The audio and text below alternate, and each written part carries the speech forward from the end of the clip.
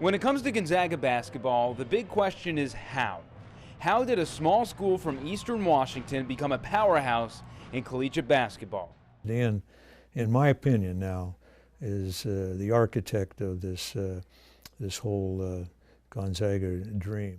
Before there was a Mark Few and before there was a Dan Munson, both men worked tirelessly under the fiery blue-collar coach, Dan Fitzgerald.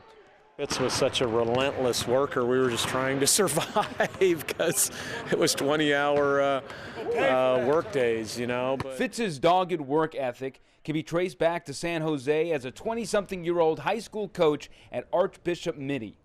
We had a great team back in 1971, and with Coach Fitzgerald leading the charge and getting us our first league championship. Fitz wouldn't have to move too far for his next gig, as the longtime Santa Clara head coach Carroll Williams helped get the young man started as a college basketball coach. I used to watch his teams not only play but the summer league and practice, and got to know him in that area and liked his enthusiasm. Fitz would bounce around between San Jose and Spokane from 1971 to 1978 until Fitz finally earned his chance to be a head coach at Gonzaga. I knew that he was going to build a program.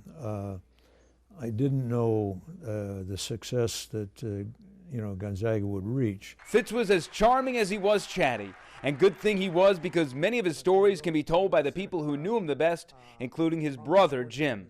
Dan said to me when they were very early, "You don't recruit for Gonzaga.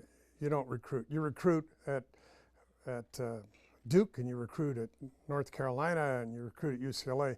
You better evaluate and get the guys the other people miss." Jim, once a high school counselor, knew his brother had his work cut out for him. One morning, I hear the representative from Gonzales University in Spokane, Washington. So I called my brother. I said, you need a public relations guy." Dan would be that guy.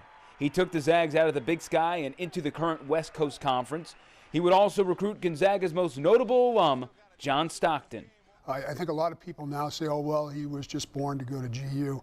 I don't really believe that. And for a school that once threatened to drop into Division II, he brought in young coaches like Dan Munson, Mark Few, and Bill Greer to help the program grow well beyond his wildest dreams.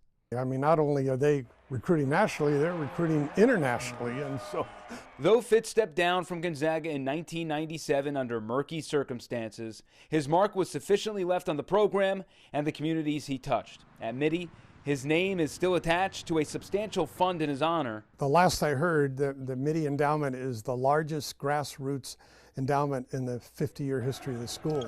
And in Spokane, the annual Fitz tournament is held at Lewis and Clark High School to bring in teams from all over to help raise money for various causes in the Lilac City and beyond. Mitty is planning to return next season.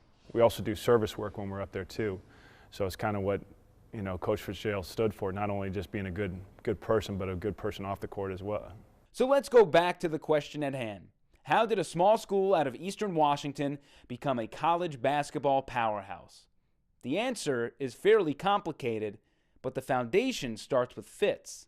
Believe it or not, back then it's probably hard for new people around here to fathom, but there were a lot of times when people didn't know Gonzaga was playing, that particular night or whatever. And I think just his essence out in the community generated a lot of attention and brought people out. With the Zags playing on Fitz's former turf, Mark Few's squad is hoping to complete the dream, a dream Fitz didn't know he could have, but he did help create.